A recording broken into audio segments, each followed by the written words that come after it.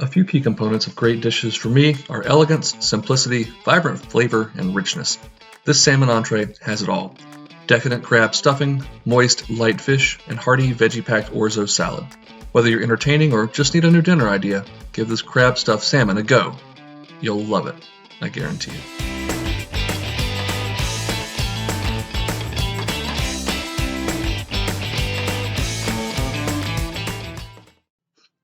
All right, let's get started on our orzo salad. We're going to cut up a couple of cherry or grape tomatoes, about a half a cup of those.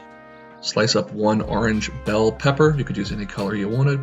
And finally, a couple of green onions, whites and greens, please. In the meantime, you're going to want to cook a package of orzo pasta. I'll put all the instructions and measurements in the description down below, as well as on our website. Anyways, get those veggies into a bowl, season them up with salt and pepper, and then squeeze in the juice of one large or two small lemons. Add your cooked and drained orzo pasta to the bowl, and drizzle in about a quarter cup of good quality olive oil. If you want a little bit more zing to this, you could splash in a little red wine vinegar or more lemon juice. Go ahead and stir all that together to combine, and you can serve this warm immediately, room temperature, or even chilled. It's just great.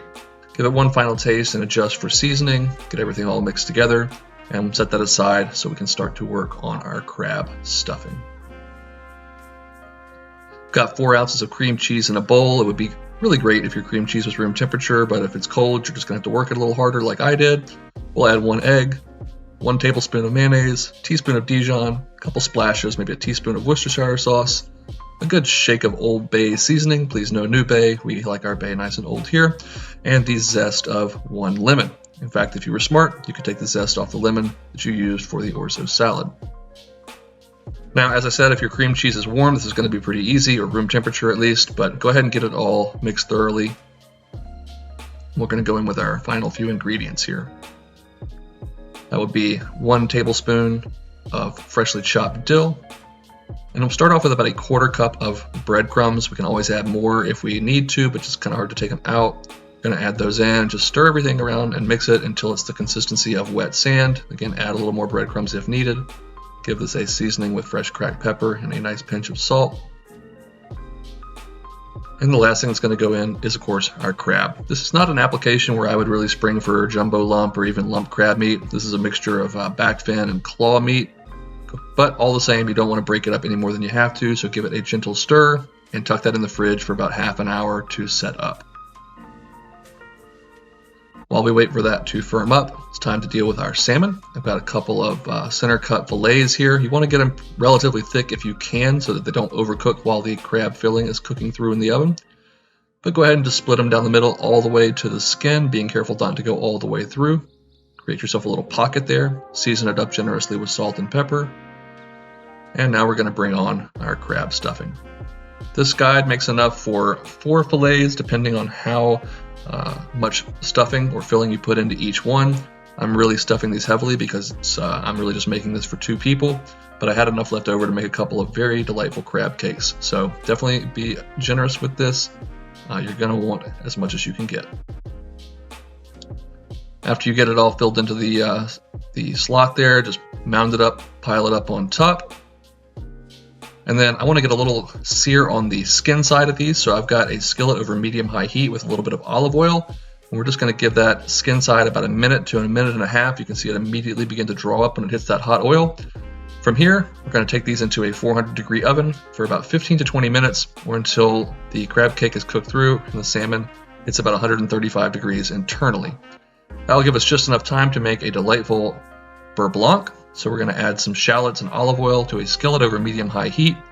Cook those out for 1 to 2 minutes until they soften, and then add in a quarter cup of white wine, a tablespoon of vinegar, and reduce that by half. Once it's reduced, you're going to turn your heat down to low and start swirling in 4 tablespoons of butter, 1 to 2 at a time. The butter will emulsify into the sauce. I'm adding our last 2 tablespoons there. This is unsalted butter. Once you put that last bit in, you can really kill the heat and just swirl it around until it melts into the sauce. This is not going to be a super thick sauce, but it should have a little body to it. It's going to be super indulgent. There's our perfectly cooked salmon. Crab cakes nicely browned on top. We can plate this up. So get yourself a nice bed of that Orzo salad. Again, serve it warm, cold, or just room temperature. I'm putting down a little bit of lemon on the plate. And finally, that nice large stuffed salmon. Spoon over your shallot Beurre Blanc, and don't be cheap with it. It's just a lovely plate of food. It's so rich and hearty, but it's not going to leave you feeling like you need a nap or like you need to exercise for 2 hours when you're done eating it. Just beautiful. Give it a little bit of dill on top, and we are ready to eat. The salad is great because it is light, it's versatile. You can put any kind of vegetables that you have in the fridge. That lemon vinaigrette is just so piquant and plays so well with the rich salmon and crab. That crab cake is so smooth because of the cream cheese we put in there. It's light. That salmon is kept so moist because of the crab cake in the middle of it. You've really got to give this one a try. I know if you like crab, salmon, butter sauce, or pasta salad, or all of the above, it's going to check every box. So give it a shot. Let us know what you think. As always, thanks for watching. Get on out of here and go make something delicious.